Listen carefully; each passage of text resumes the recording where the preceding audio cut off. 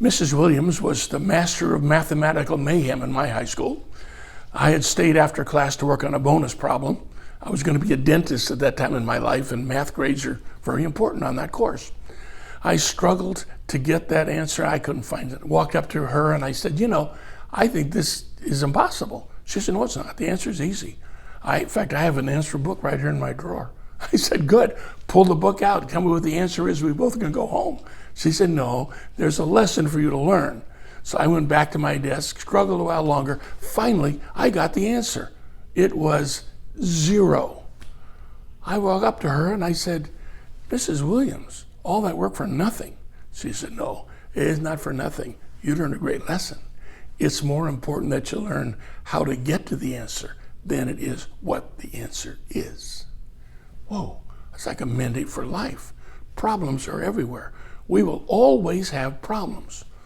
I love what Paul Harvey said. It's nice to know in times like these, there always have been times like these. Nothing new under the sun. It may look different, feel a bit different, but problems are still there. Now, when problems come, what do? You have 3 choices, I think. First of all, you can resent the problem. Just be angry about it, pout. No one understands.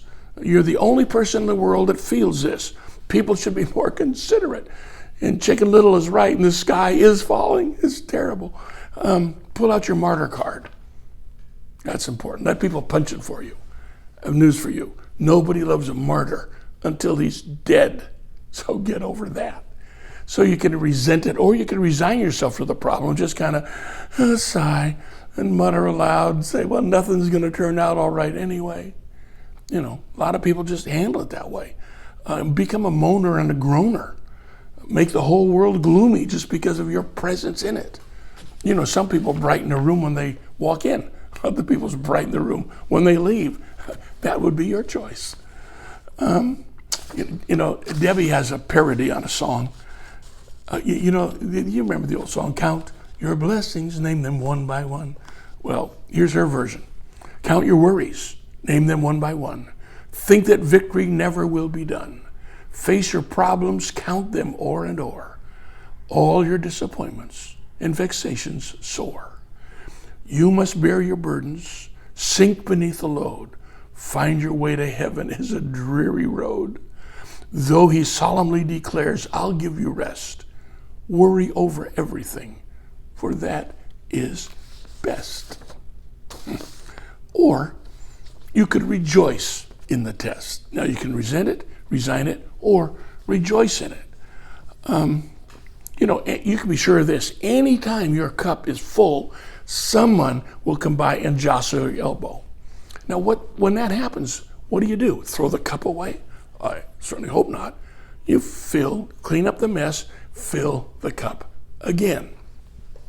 James, the brother of Jesus, when he wrote his letter to believers all around the world, the first thing he says after hello is, count it all joy when you fall into diverse trouble of all kind. How do you be joyful for that? Good grief. Well, number one, that means God noticed you today. He said, I have a lesson that you need to learn, and I'm going to teach you. So I would tell you there, learn the lesson as quick as you can. You don't get through that. Now, Julie is my firstborn.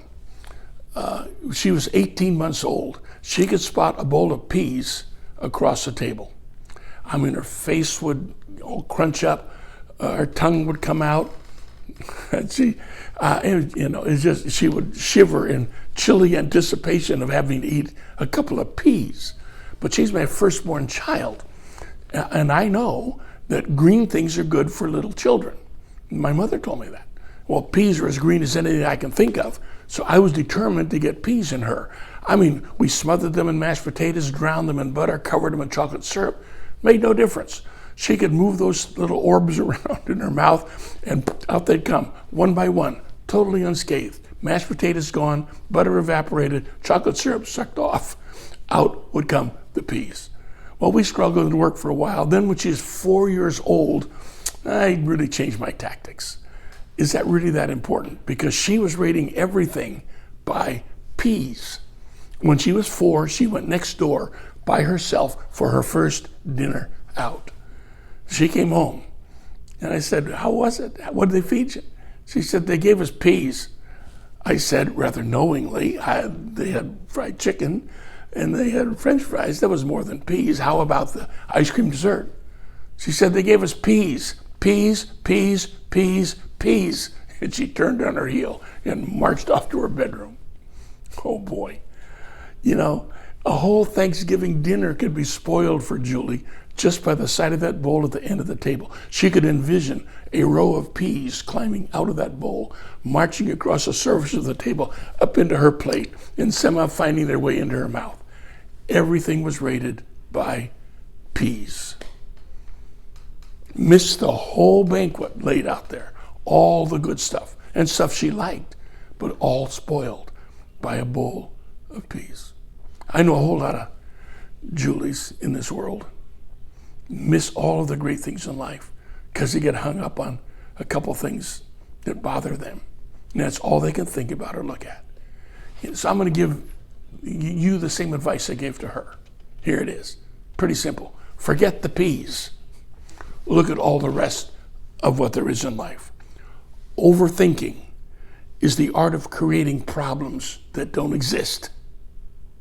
Oh, and one more thing. Since we're kind of talking about vegetables here, it's what Julie used to say.